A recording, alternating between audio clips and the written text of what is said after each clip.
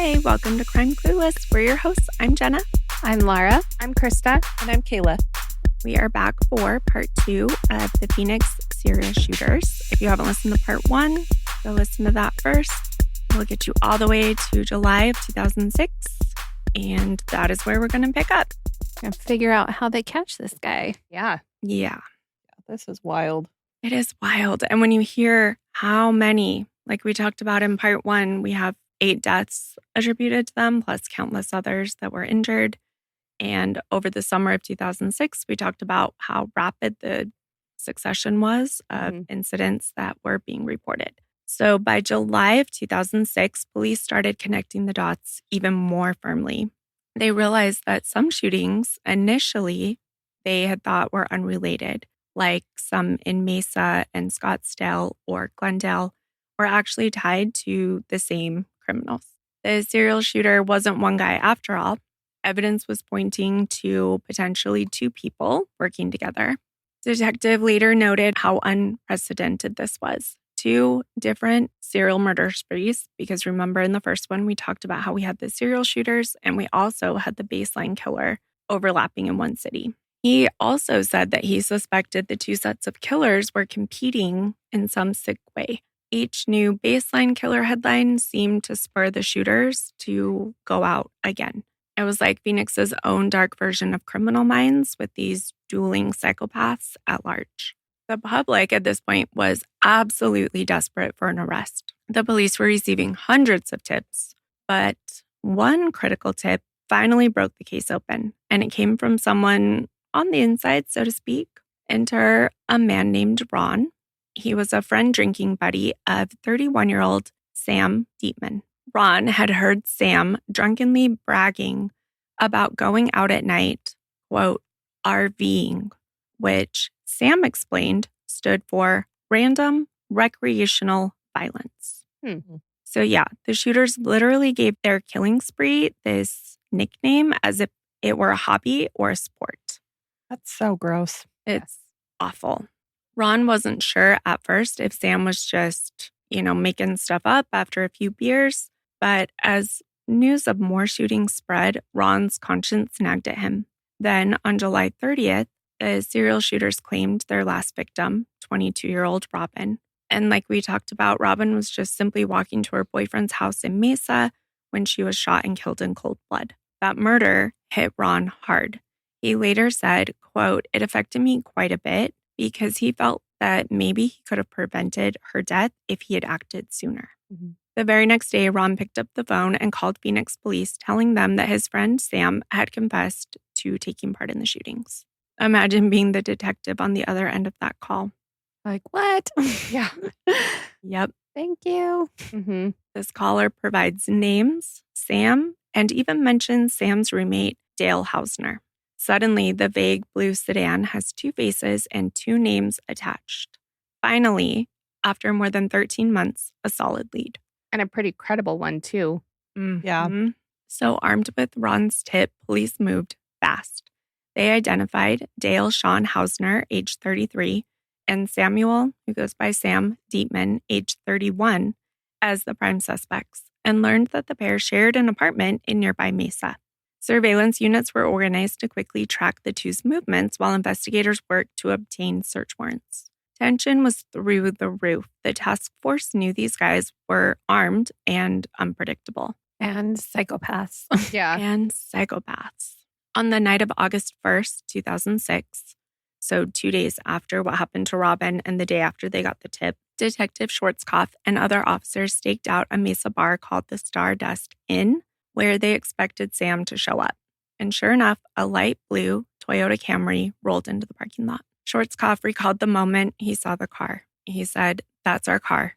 It was an enormous relief. I've got the car. I've got the guys. The driver was Dale Hausner dropping off Sam at the bar. The officers tailed Hausner as he left, watching him drive around almost aimlessly. At one point, Hausner even went into a mall, maybe to see if he was being followed, at which time undercover cops sneakily planted a tracker on his Camry.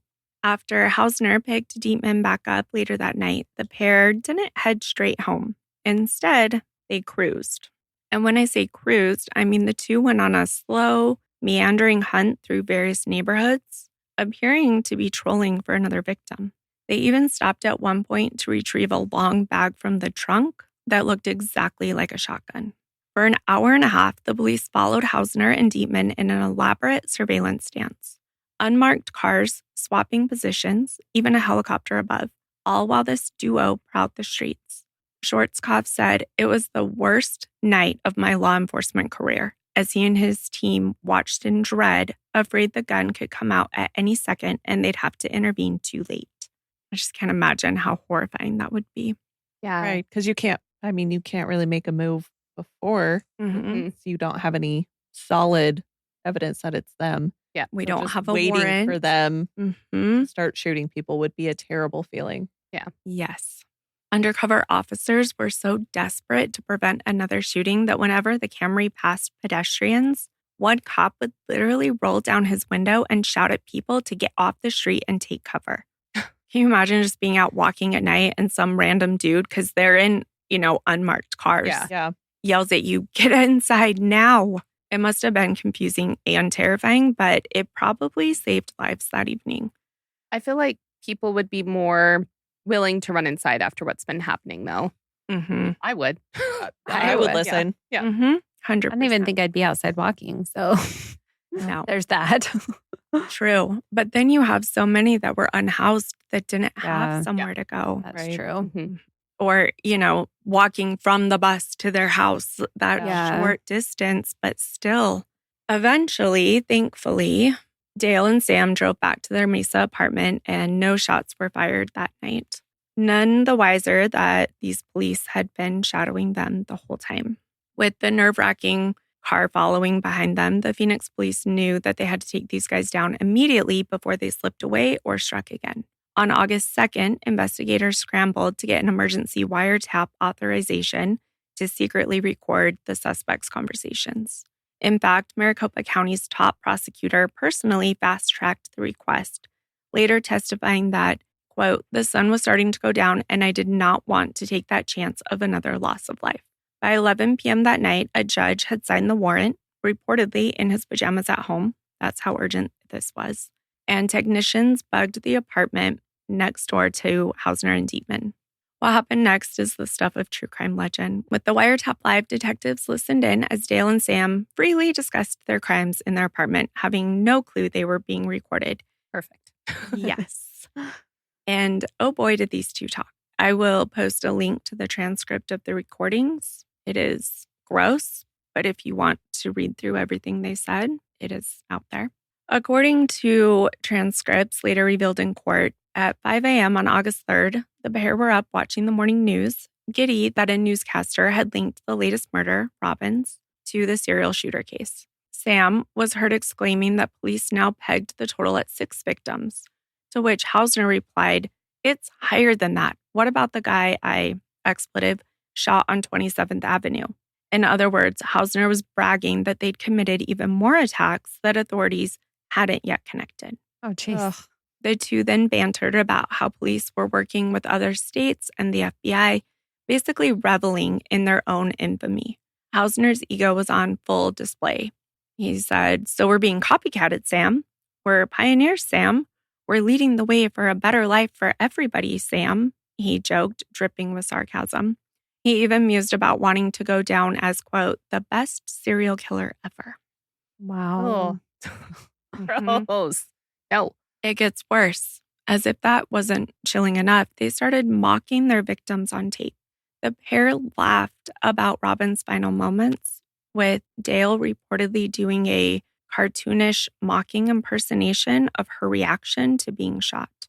That's horrific. It is. Because keep in mind, Robin was a complete stranger whose life they ended for absolutely no reason. No, it was not connected at all. It was just random, senseless Mhm. violence, and they think it's funny. Oh, yep. They are truly disgusting. And on top of that, they're laughing about it while Disney's The Jungle Book plays in the background for Dale's toddler daughter. Oh my gosh. Yep. His child was in the apartment during this. Oh, that's really sad. Mhm. At one point on the recording, Dale proudly declared, "I love shooting people in the back. That's so much fun. that expletive old man I shot in the back, probably referring to one of his earlier victims, as if it was some fond memory. Sam chimed in on the wiretap as well, saying, "My favorite thing is when somebody's walking away. It gives me an extra couple seconds to aim, and I don't have to worry about them looking." That is an actual quote that Sam said, literally describing the advantages of shooting unsuspecting people in the back. If your skin isn't crawling yet, check your pulse. However horrifying this conversation was, it was gold for police. They now had these guys practically confessing and incriminating themselves on tape. That very night, in the late hours of August 3rd, the Phoenix SWAT team mobilized to make the arrests. Officers quietly surrounded the apartment, but they had to be careful. They knew that Dale's toddler daughter was inside, and the last thing anyone wanted was a hostage situation or a shootout with a child in the mix. So they waited for the right moment. Their chance came when Sam stepped outside to take out the trash around midnight. SWAT officers with rifles and body armor confronted Sam as he dumped a garbage bag, which ironically contained a used shotgun shell and a detailed map of Phoenix with all of their shooting locations marked on it. Like a little treasure map or something they put together Wow. themselves. Literally caught red-handed. Sam surrendered immediately, and he even handed over the key to the apartment, not wanting any harm to come to Dale's little girl. With Sam in custody, police slipped into the apartment and surprised Dale in the kitchen. He was so oblivious that he didn't notice the SWAT officers until they shouted police, at which point he jumped and yelled, "Jesus Christ," before dropping to the floor. And honestly, I'd say you're the last person who should be calling on Jesus for help. In seconds, the alleged serial shooter was restrained with zip tie handcuffs, and it was over. After more than a year of terror, Phoenix's nightmare had finally been captured alive. News of the arrest broke on August 4th. Phoenix collectively breathed a sigh of relief. Reporters caught their first glimpse of the two suspects as they were hauled into court for initial appearance hearings. Dale walked in first, short, scrawny-looking guy in nothing more than green gym shorts, shivering, looking exhausted, with red, tear-stained eyes from crying during his interrogation. Oh, that must have been so hard for him. Yeah, boo-hoo, you got caught for being a bad person. Yeah, hardly the monster that people had imagined. He looked like a strung-out, disheveled mess. An hour later, Sam was let in, taller, dark-haired, wearing a rugby shirt and sporting a large skull tattoo on his arm.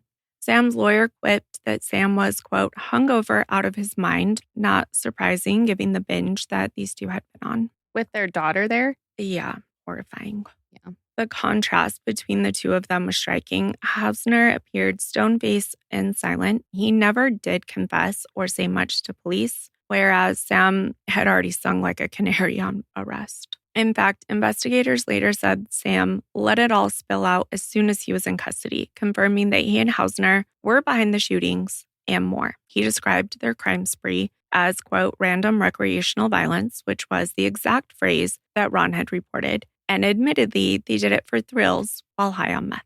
Inside Dale and Sam's apartment and car, police found damning evidence. Several guns, including the .22 rifle and a shotgun believed to be the murder weapons. Piles of newspaper clippings about the shootings. The guys apparently loved reading about themselves. And even the city map with shooting locations they'd been marking like some macabre scoreboard. It was a prosecutor's dream haul of evidence. Honestly, this is what I want for every case that we do. All of the evidence. All the evidence. Somebody confessing to everything and why. And not 40 years later. Yes. Agreed. At this point, Phoenix knew who its serial shooters were, but why had they done all this? As the case moved to trial, a disturbing picture emerged of two bored, drug-fueled buddies who treated murder like a sport. Dale, the older of the pair, was an odd character. By day, he was an airport janitor and a boxing photojournalist by night, just this arrogant thrill killer looking for notoriety. And here's where the story gets weirdly celebrity adjacent. Before he was unmasked, Dale Hausner had this little side hustle as a freelance boxing photojournalist, which is how he ended up in Mike Tyson's gym in Phoenix, snapping pictures and even interviewing Tyson himself. Tyson later said that Dale Hausner seemed like a small, nice guy, which is chilling when you know he was already moonlighting as a thrill killer. The surreal part came after Hausner's arrest. Police and SWAT teams showed up at Mike Tyson's gym. They surrounded the place. They went in, they pulled out a photo of Tyson posing with Hausner. Tyson told the story later on Jimmy Kimmel Live, and it's classic Mike Tyson. He said he walked in, he saw the cops and thought, what the hell did I do? Whose ass did I grab last night? Oh, geez. Tyson. But then he says in the interview, although that wouldn't have been federal agents. So I knew it couldn't have been that. Then he realized that they weren't there for him, but to confirm that he'd been face to face with Phoenix's serial shooter. Good thing he didn't start confessing to other stuff, I guess. Yeah. Tyson. Maybe not. Tyson was asking what he did to this guy because he thought they were still there for him. And the officer told him that Hausner liked him, but, quote, he didn't like the 28 people he shot and the 8 he killed. So I'll link a clip to that interview too. Yeah. Oh, it was an interesting interaction. Yeah. Sam was a drifter with a drinking problem who fell under Hausner's sway, so to speak. Essentially a sidekick willing to do anything for a place to crash and some meth and booze. That's sad. Mm-hmm. He'd been kicked out of his mom's house earlier in 2006, and that's when he moved in with Dale. The two, so Dale and Sam, met through Dale's brother Jeff earlier in 2006. Sam had done some electrical work for Jeff. The two apparently bonded over petty crime, shoplifting liquor, setting random fires, slashing tires, shooting at What's windows wrong with in people? stores and cars. I don't know. You name it. Jeez. For Dale, though, that petty stuff wasn't enough. He wanted bigger mayhem. It turns out before teaming up with Sam, Dale had already been shooting people and animals on his own, and occasionally with his brother Jeff as a partner in 2005. So in part 1, we talked about how the killer took a break for a Mhm. little bit because of some heat on his brother. Was that Jeff? Yes. Okay. That was Jeff. And we'll talk more about Jeff because he is the third one. How I mentioned there were 3. Mm-hmm. He also goes to trial for his participation in this. But the summer killings, he wasn't part of. That was Sam and Dale.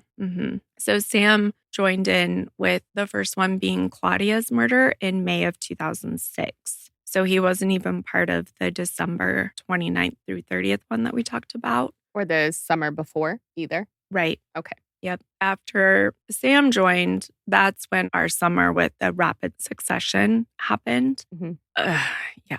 It's crazy that there's 3 of them, Yeah. really, because we don't know exactly Jeff's participation. And a lot of the sources and the things that talk about the Phoenix serial shooter, they don't even talk about him. They really just talk about Sam and Dale when most of the murders took place the year before. Yeah. We only had 2 that Sam was a part of. Only 2. But the other one survived. But he was with him for more shootings, if that makes sense. Yeah.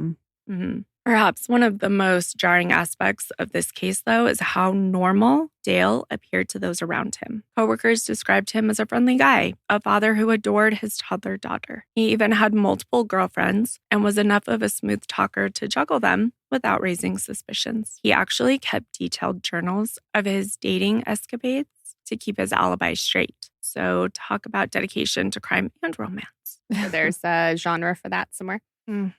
Astonishingly, in April 2006, right in the middle of the killing spree, Dale agreed to do a newspaper interview about his job as a Sky Harbor airport custodian.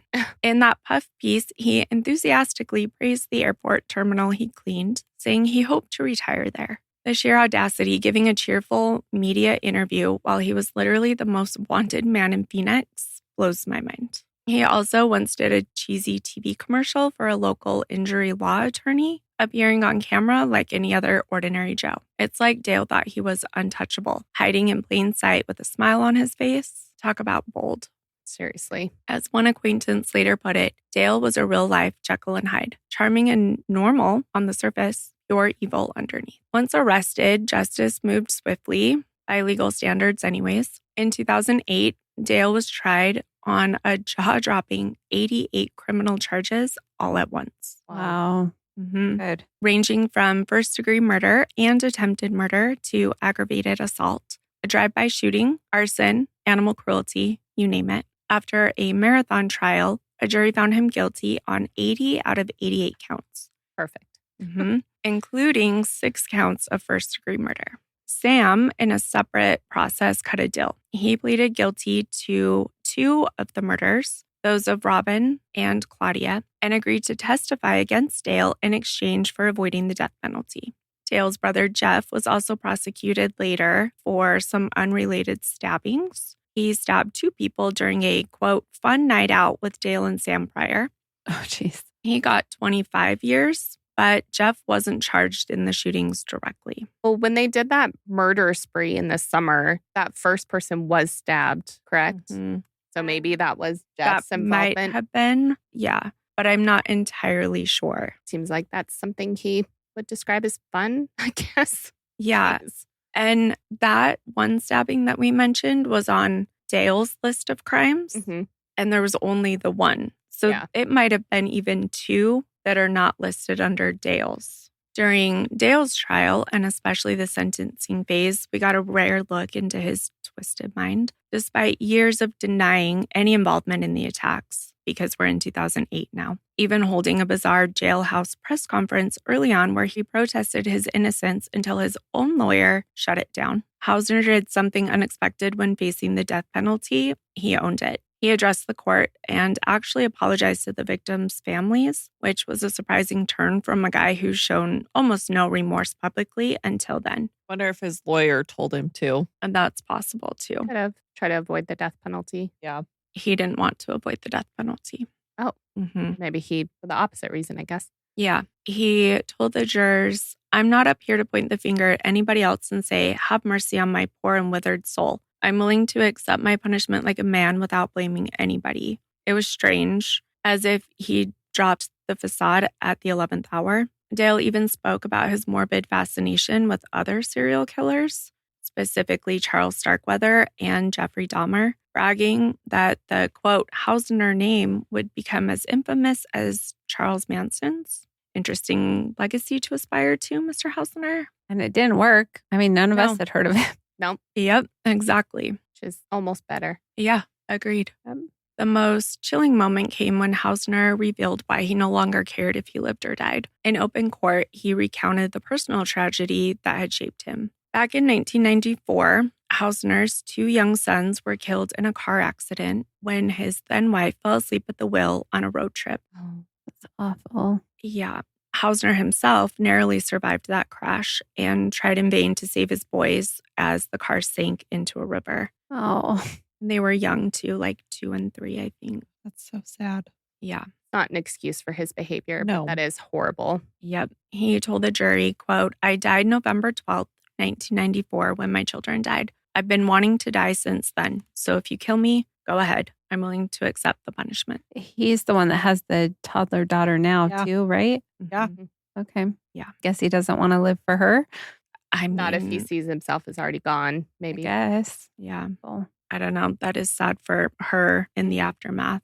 Yeah. He even said that he believed the death penalty was the proper sentence to help the victims heal. It was this jaw-dropping admission, essentially a death wish from a man who had caused so much death. And that's the thing, too. You know what it feels like when you lose somebody that Mhm. you love, You did and it then anyway, that's how you're out there. causing that same pain for Mhm. everybody. what, 28 other families Yeah, or more. or more? The jury took that and went with it. In March 2009, Dale was sentenced to 6 death sentences, 1 for each murder conviction, plus hundreds of additional years for all the other crimes. Upon hearing the verdict, Dale reportedly gave a thumbs up towards the galley of reporters and said thank you to the jurors as he was let out. Wow. In an epic bit of dark humor, one of the jurors actually replied, "You're welcome." Yeah, can't make this stuff up. That happened in court, and you would almost expect it to be a movie scene. As for Sam, true to the deal, he was spared execution. At his sentencing in 2009, Sam stood before the court and delivered an apology. He said, quote, I am truly sorry for the pain that I have caused to many, many people. He also thanked the court for treating him, quote, like a human being. He was then sentenced to life in prison without the possibility of parole, which was the maximum allowed since the jury chose not to give him the death penalty. Sam's cooperation helping convict Dale likely saved him. To this day, Sam remains behind bars serving his life term as inmate number 207628 in an Arizona prison. Dale never did live long enough to see the execution chamber. On June 19th, 2013, at age 40, Dale was found unresponsive in his Arizona death row cell. He had managed to stockpile and then overdose on prescription antidepressants. He tried a similar overdose once before while awaiting trial, but officers had saved him that time. Surprised he wasn't on suicide watch if he had already attempted it once. Right? Maybe after enough time. Like 5 years later. After enough time, so- I guess. Yeah. 'Cause Yeah. That would have been 2008 the first time, and this was Mhm. 2013. One headline dryly noted, quote, Arizona serial killer died of antidepressant overdose. The Phoenix serial shooter case remains one of the most disturbing in Arizona history, not just for its brutality, but for its sheer randomness. Dale and Sam weren't motivated by money, revenge, any of the typical reasons that people give eventually, I guess. They did it because they enjoyed it, because they were bored, they were angry at the world, high on meth. Just seeking a thrill. Mm-hmm. It's terrible. They turned the city of Phoenix into their personal shooting gallery. For over 13 months, they left 8 innocent people dead and even more dogs and animals, heartbreakingly. In doing so, they stole not only lives, but that sense of security from the entire community. For months, people were afraid to bike or walk outside, however they were getting to work. I mean, terrible. They didn't want to walk their dogs at night, which, if you've ever been in Arizona, that is literally the only time you can in June, July, August. Mm-hmm. Yep. Yeah, that's why at night I don't leave my apartment complex when I Yeah. walk my dog. Mm-hmm. Totally. It was trauma on a citywide scale. If there's any silver lining to this tale, it's the heroes that emerged. We have bravery from survivors like Timmy and Clarissa, who helped and assisted police with any details that they could. We have the persistence of detectives like Schwarzkopf and his team, who literally risked their lives tailing these guys to prevent further bloodshed. And of course, Ron, the friend who spoke up belatedly, but importantly, with information that ultimately saved lives. Mm-hmm. And seriously, listeners, if your buddy starts joking about shooting people for fun, maybe say something. Yeah. Just a PSA there. As one local news piece pointed out, Phoenix's summer of 2006 felt eerily like the 2002 DC Beltway sniper attacks. Random victims, public terror. Except in Phoenix's case, there were 2 snipers in one city, doubling the dread. Hausner craved notoriety, and ironically, he got a measure of it. He's now often mentioned alongside Phoenix's other infamous serial predator from that area, the Baseline Killer. But if he thought mass murder would make him some kind of legend, no, one way to get to oblivion. Thank you for hanging in there with us on this dark ride. I know it was heavy. There's so many victims. Mm-hmm. It was a lot of research to put them all together. Yeah, I'm I sure. bet. Be sure to hug your loved ones and your pets. I don't understand shooting the pets either. No. Yeah. Or the horses too and stuff. Mm-hmm. It's terrible. Mhm. Yeah. So what do you guys think? I'm glad that they caught them. Yeah. That's a rough one, It's a rough one. Are you surprised you haven't heard of it? I Yes. was. Yeah. especially that we all live here. Um, You know? Yeah. Have you guys heard of the Baseline Killer? Nope. Uh-uh. I'm going to have to ask my husband about both of these since he was here at the time Yeah. and see. He might remember. Maybe. He would have been pretty young though. Yeah. Mm, 20 years ago. yeah, I guess that's true. He might know. I mean, Like none of us 14. lived He would have been in here. middle school. I was trying to do I math. liked watching you do the math there. I was like, wait, how old would he have been? I was trying to think because, we were like high school. You were junior would have been high, middle and he school, was yeah. middle school, yeah. Mhm. So, But we didn't live here at We the didn't live time. here. No. But it is all in our area now. Yeah. So Well, and even like we weren't on the other side of the country. Like No, we, we didn't live were that far away. really close. Yeah. But we also, social media wasn't as prevalent. Yeah, And we didn't weren't really watch the reading news. the newspaper. So Yeah. Or That's watching true. it either. yeah, that's true. I think now we probably would be hearing about it. Oh, yeah. Yeah. Well, especially now because you guys have an eye on true crime. Yeah. Well, thank you for listening. Let us know if you lived here during that and remember, or if you've heard Heard of about it before. Yeah. Yeah. If you found this episode interesting or you like our Crime Clueless episodes, we would be grateful if you would leave us a rating. It really helps us get found by more listeners, and we love it. Yes. On Apple, you can scroll down beneath our episodes. There are stars there you could leave under Just that. have to click on them. Super Yep. easy. So easy and fast. And also, you can leave a review, which is under that, but you don't even have to. We'll just take a rating. That'd be great. We just love hearing what you guys think about our show. Yeah. Yeah. On Spotify, it's pretty easy. If you click up at the top, you can see the ratings that are there and leave us a rating. We'd be so grateful. Subscribe on YouTube. Mhm. Suss out. Yep. And we're going to have more content coming soon now that our pod studio had a makeover. Yay. Yay. If you want to see the resources that we used in this episode or the things I mentioned, like the transcript or the map, you can find those linked in our blog, which you can get to from our website, crimeclueless.com. We love connecting with you on social media. We're on Instagram, Facebook, TikTok, YouTube. Just search for @CrimeClueless. We'd love to hear your thoughts on this case or any of our cases or ones you would like us to cover next. You could also send us an email. We are crimeclueless@gmail.com. You can find Crime Clueless on Apple, Spotify, Amazon, Audible, YouTube, Amazon Prime Music, iHeart, Everywhere. Podbean, Listen Everywhere. Notes. We've been trying to find all the places. Yeah. But there are a lot of different ways to listen. listen. Yeah. And again, thank you for listening. As always, remember, refuse to be clueless, careless, or caught off guard. Not today, murders. Bye. Bye.